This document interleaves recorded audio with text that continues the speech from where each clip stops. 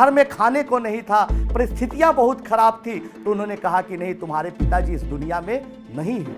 तब समझिए कि दुखों का पहाड़ टूट गया। पिताजी कहा करते थे कि बेटा कभी हिम्मत नहीं हारता, मुकाबला करना संघर्षों का, तुम सुपर 30 चलाओ। 30 ऐसे बच्चों को चुनो जिसके पास सुविधाएं नहीं है, संसाधन नहीं है।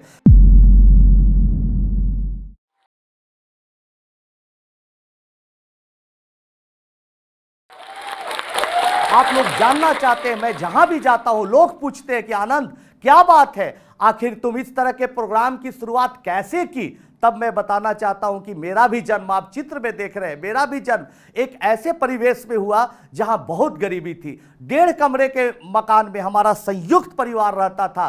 रेलवे लाइन, रेलवे ट्रैक के किनारे एक किराए के मकान में रहता था। पढ़ने को जगह नहीं होता था। मैं अपने घर के बाहर अमरूद के पेड़ के नीचे बैठकर दिन भर पढ़ता था। रात में लैंप जहां जलता था वहां पढ़ता था, क्योंकि हमारे घर में 2 संयुक्त परिवार रहते थे, जगह नहीं होती थी पढ़ने का। लेकिन हमारे पिताजी अक्सर कहते थे कि बेटा पढ़ो, पढ़ाई में ताकत है, अगर तुम पढ़ लोगे तो बहुत कुछ कर सकते हो, पढ़ाई से ज्यादा ताकतवर हथियार कुछ है ही नहीं। हमेशा पिताजी हमें समझाते थे, मोटिवेट करते थे। हालांकि पिताजी एक पोस्टल एम्प्लॉय थे, चिट्ठी छांटने का, चिट्ठी बांटने का डाक विभाग में काम करते थे। उनकी ऐसी आमदनी नहीं थी कि वो हमें प्राइवेट स्कूल में पढ़ा सके। एक सरकारी स्कूल में मैं आता जाता था। पढ़ते पढ़ते जब मैं 10th पास किया तो हमारे सारे मित्र दिल्ली जाने लगे कि IAS बनना है, इंजीनियर बनना है, डॉक्टर बनना है, मुझे आगे बढ़ना है, चलो दिल्ली चलो हायर एजुकेशन के लिए। लेकिन हमारे पास पैसे नहीं थे। मैं पटना यूनिवर्सिटी से ही पढ़ाई किया।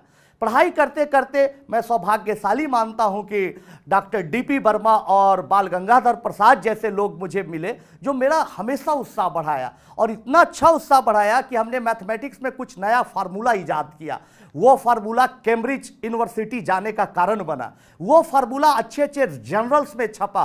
कुछ आर्टिकल्स लिखे मैथमेटिक्स में, वो भी लंदन और अमेरिका के जर्नल्स में छपे। मेरी चर्चाएं हुई और कैम्ब्रिज यूनिवर्सिटी से ऑफर आया। कैम्ब्रिज यूनिवर्सिटी से ऑफर आने के बाद घर में खुशियों का ठिकाना नहीं था। माँ बहुत खुश थी, मिठाई बना रही थी, खीर उस दिन बनाई कि बेटा मेरा कैम्ब्रिज जा रहा है। बहुत खुशी की बात है कि मेरा बेटा कैम्ब्रिज जा रहा है। लेकिन दोस्तों, दुख की बात थी कुछ दिनों के बाद कि हमारे पास इतना भी पैसा नहीं था कि मैं कैम्ब्रिज जा पाऊँ। कैम्ब्रिज जाने के लिए कुछ भी मेरे पास नहीं था। हवाई जहाज का किराया तक नहीं था। हमारे पिताजी की आमदनी इतनी कम थी कि वो सोच भी नहीं सकते थे कि बेटा को हवाई जहाज का किराया उपलब्ध कराया जाए। लेकिन हमारे पिताजी ने हार नहीं मानी। वो 23 अगस्त की रात की बात थी। पिताजी बहुत दुखी थे। मैं और मेरा भाई प्रणव, वो भी छुट्टी पर आया हुआ था। मेरा कंबाइंड फैमिली पूरा, हम लोग बैठे हुए थे। अब पिताजी बहुत उदास थे। हम लोग पूरा परिवार समझा रहे थे, पिताजी आप नहीं टेंशन में रहे, अरे आज नहीं तो कल मौका मिलेगा, कल नहीं तो परसों मौका मिलेगा, आप टेंशन में नहीं रहे। लेकिन पिताजी उस दिन दुखी थे।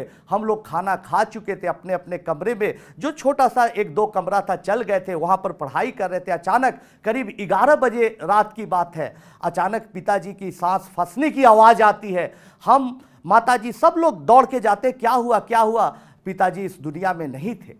और लेकिन हम लोगों को विश्वास नहीं हो रहा था कि पिताजी नहीं है, क्योंकि अचानक शांत हो गए। 1 मिनट पहले तक वो बातचीत कर रहे थे और अचानक शांत हो गए थे। हम लोगों को जानकारी में नहीं हो रही थी क्या थी। लेकिन 23 अगस्त, बारिश का महीना, स्लम इलाका, पूरे घुटने भर से ज्यादा पानी इलाके में भरा हुआ था। डॉक्टर से पास जाने का कोई तरीका नहीं था, तो क्या करे क्या करे। हम लोग एकदम हड़बड़ हड़बड़ में बगल में गए। वहां एक बेचारा हमारा पड़ोसी के ठेले पर फल बेचता था, उसके ठेले पर ही पिताजी को रखकर हम लोग लेके जा रहे थे पटना मेडिकल कॉलेज। ऊपर से बारिश हो रही थी और नीचे से जल जमाव था। हम लोग किसी तरह से पिताजी को जब पटना मेडिकल कॉलेज में ले गए तो उन्होंने कहा कि नहीं, तुम्हारे पिताजी इस दुनिया में नहीं है।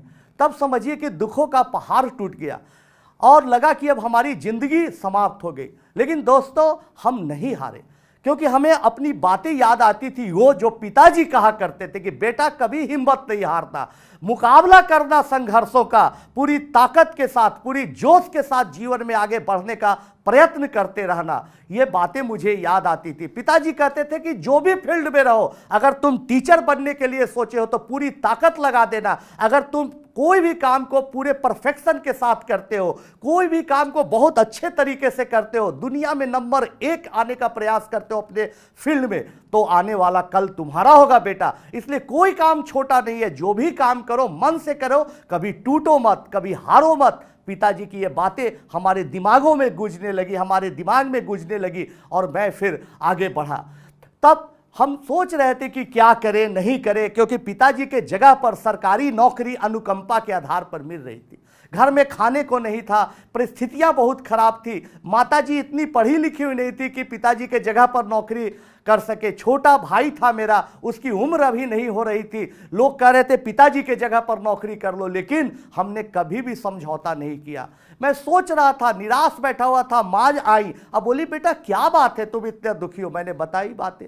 माँ बोली बेटा तुम हारना मत, मैं तेरे लिए पापड़ बनाऊंगी, मुझे पापड़ बनाना आता है, मैं पापड़ बेलूंगी, पापड़ बनाऊंगी, और तुम क्या करना कि थोड़ी मदद करना, शाम को उसको घूम घूम कर पापड़ बेचना। माँ पापड़ बनाना शुरुआत की, और आप देख रहे हैं कि इस परिस्थिति में हमारी माताजी पापड़ बनाती थी, और हम लोग लेके घूम घूम कर दोनों भाई बेचते थे। आनंद पापड़ ले लो, आनंद पापड़ ले लो। इसी तरह से मेरा दिन चलता गया, और एक दिन ऐसा फिर आया कि पापड़ बेचते बेचते मेरा भाई बोला कि भैया आप कब तक पापड़ बेचिएगा। मेरा भाई प्रणव मुझे उत्साहित किया, कहा कि अगर आप सच में एक अच्छा टीचर बनना चाहते हैं, सच में कुछ बड़ा करना चाहते हैं, तो पता नहीं फिर कब आप कैम्ब्रिज जाएंगे, पता नहीं फिर कब MIT और हार्वर्ड जाएंगे, यहीं से शुरुआत करिए। तब मुझे लगा कि नहीं, मुझे शुरुआत यहीं से करनी चाहिए।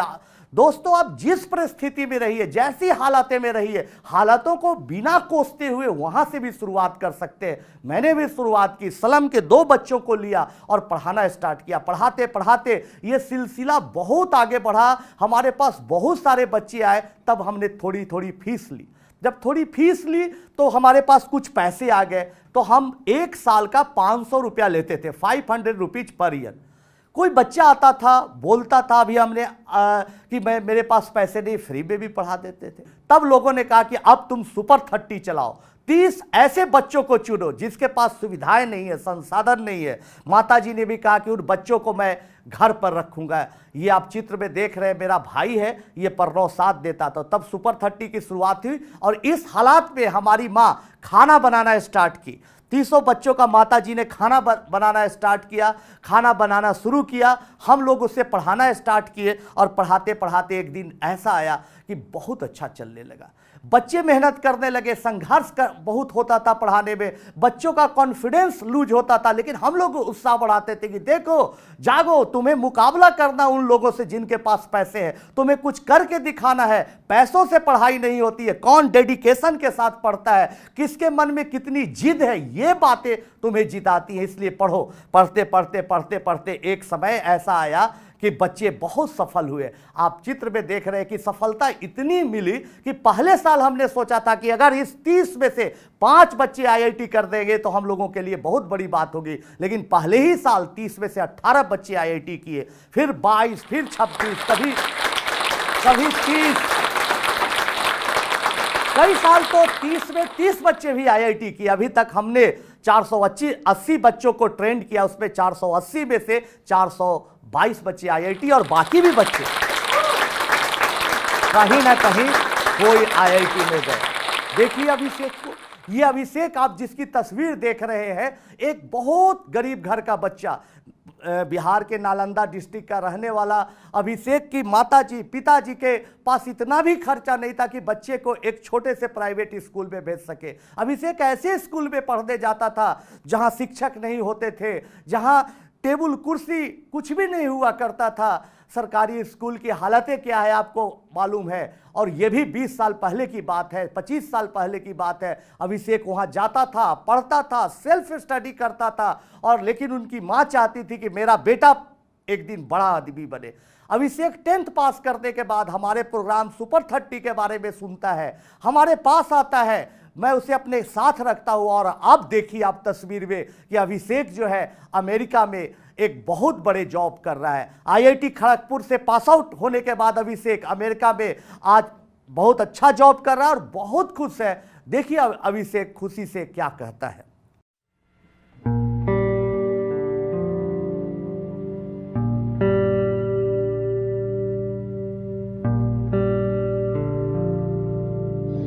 It's unbelievable. Every year I hear or I read the news कि आज एक रिक्शा चलाने वाला का बेटा चला गया जेई में, आज वो लड़का चला गया जेई में, and it's very emotional for me, क्योंकि मुझे याद है कि मैं भी एक बार ऐसा था। एंड मैं इसके लिए आनंद सर को थैंक्स बोलना चाहूँगा once again for changing my life and life of hundreds of students like me. उनकी बायोपिक रिलीज हो रही है एंड आप सब परिवार देखना मत भूलिए कि वो कैसे धीरे धीरे इस कंट्री को चेंज कर।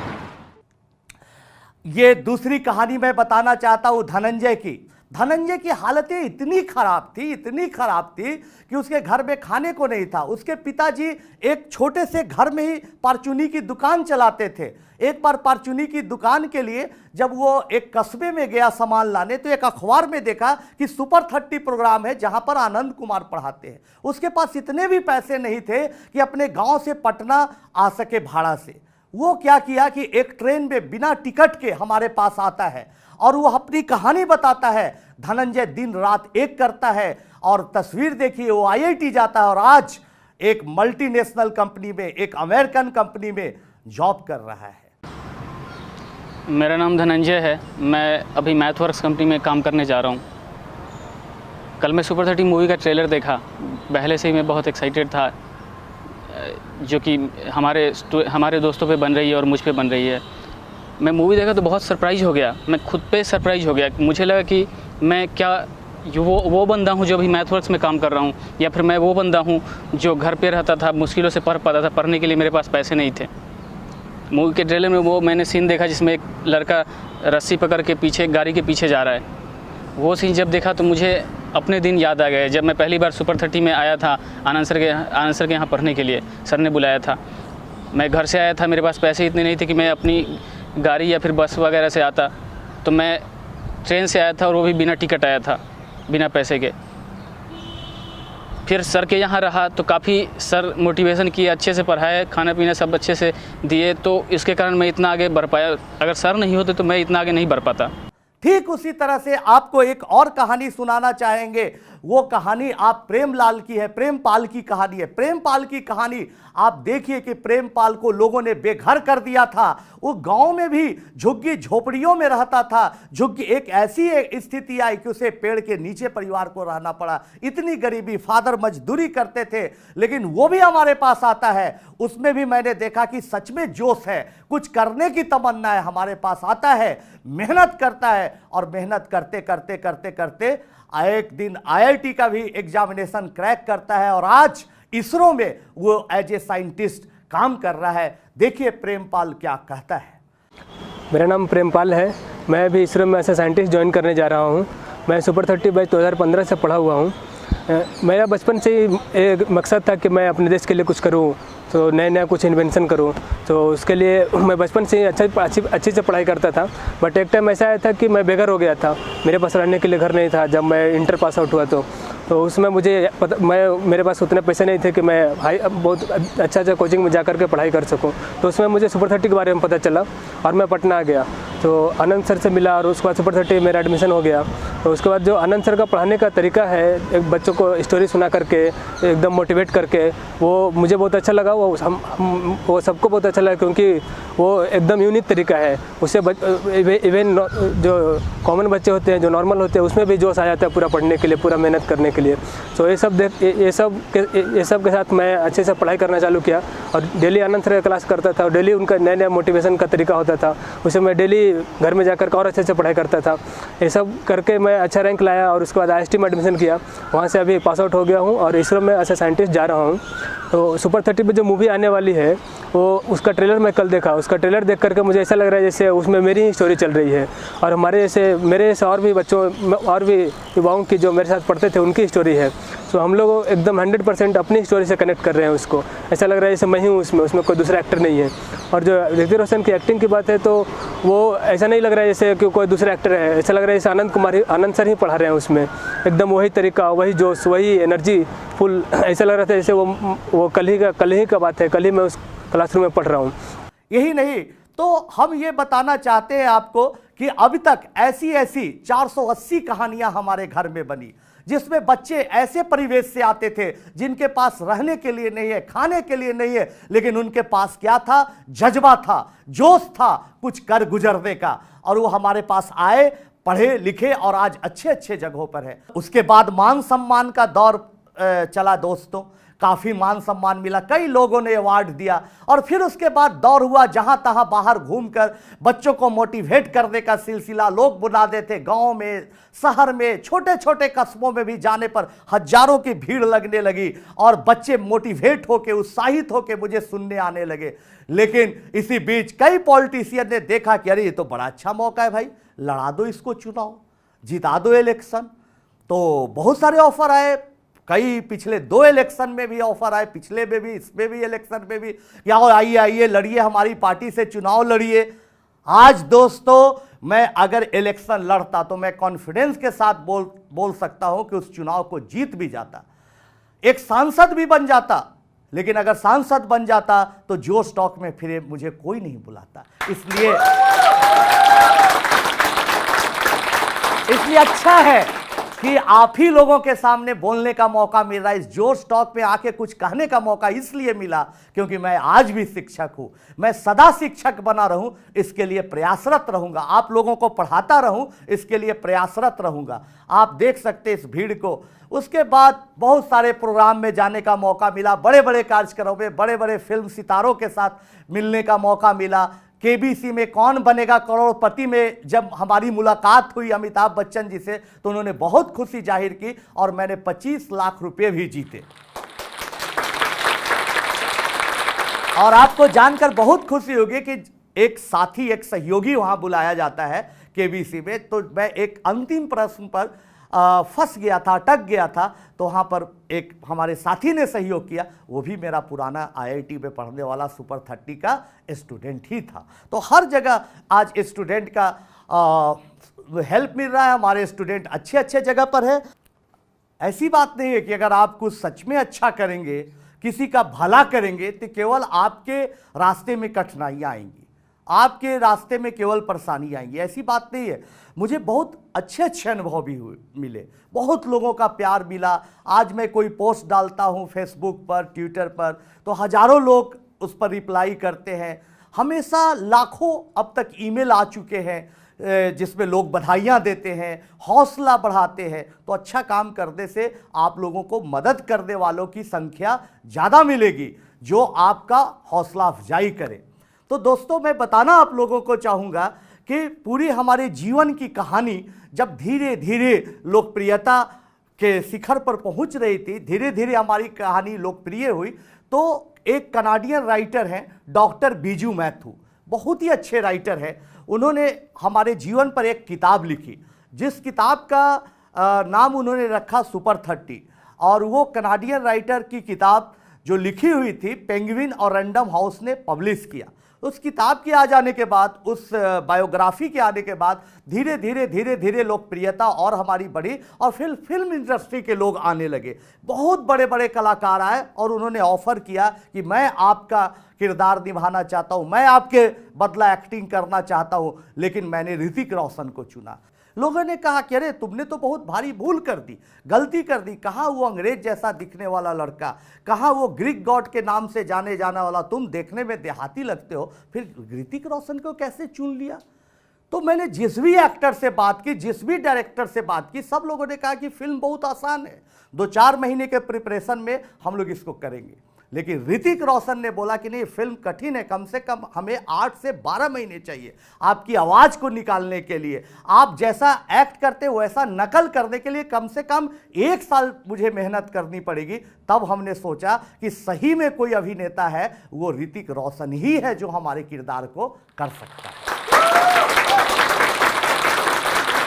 और दोस्तों, आज फिल्म तैयार है, ट्रेलर भी आ चुका है जिसकी काफ़ी चर्चा हो रही है, और फिल्म 12 जुलाई को आप देख सकते हैं किसी भी सिनेमा हॉल में। मेरा पूरा यकीन है, विश्वास है कि वो फिल्म देखने के बाद उन तमाम युवाओं में, विद्यार्थियों में एक नया उत्साह बढ़ेगा और उनका विश्वास बढ़ेगा कि अगर आप में जोश है, कुछ करने की तमन्ना है, तो कुछ भी दुनिया में असंभव नहीं है। मैं यही आप लोगों से कहना चाहता हूं कि कभी भी हिम्मत नहीं हारे, अपना धैर्य बनाए रखें। परिस्थितियां आपको मजबूर करेगी, आपको लाचार करेगी, आपको विवश करेगी कि छोड़ दो। मैं अक्सर लोगों से मिलता हूं जो बहुत ऊंचाई तक पहुंचने के बाद भी नर्वस हो जाते हैं, अपने रास्ते से हटने का प्रयास करते हैं। उन लोगों को मैं कहता हूं कि हारे नहीं दोस्तों, जितनी रात गहरी हो रही है, जितनी रात अंधेरी हो रही है, समझे आप सवेरा के उतने ही करीब पहुंच रहे हैं। इस भाव से लगे, पॉजिटिव थिंकिंग के साथ सोचे कि आने वाला कल हमारा होगा। अगर आप में हौसला है, अगर आप धैर्य बनाए रखते हैं और अथक प्रयास करते हैं, तो आने वाला कल आपका ही होगा। आप जरूर जाइए और फिल्म देखिए 12 जुलाई को। देखने के बाद मैं विश्वास के साथ कह सकता हूं कि आप में कॉन्फिडेंस आएगा, आपका उत्साह बढ़ेगा और आपको यकीन होगा कि मेहनत से कुछ भी संभव है, क्योंकि आपको लगने लगेगा कि अब राजा का बेटा राजा नहीं बनेगा, बल्कि राजा वही बनेगा जो सच में हकदार होगा। मेरी कहानी थोड़ी सी फिल्मी है, इसलिए मुझे लगता है कि आप सभी को इसे जरूर सुनना चाहिए। उस समय मुझे नहीं पता था कि मेरी जिंदगी में क्या होने वाला है, लेकिन आगे कहानी बाकी है मेरे दोस्तों। मैं दिन भर सोता रहता, रोता रहता, परेशान होते रहता, लेकिन मैंने किसी को कुछ नहीं बताया। और एक दिन सुबह मैं घर छोड़कर चला गया। 3 ऐसी बातें जो आपकी जिंदगी में यदि आपने फॉलो कर ली, तो आपको जिंदगी में सफल होने से कोई इंसान नहीं रोक सकता।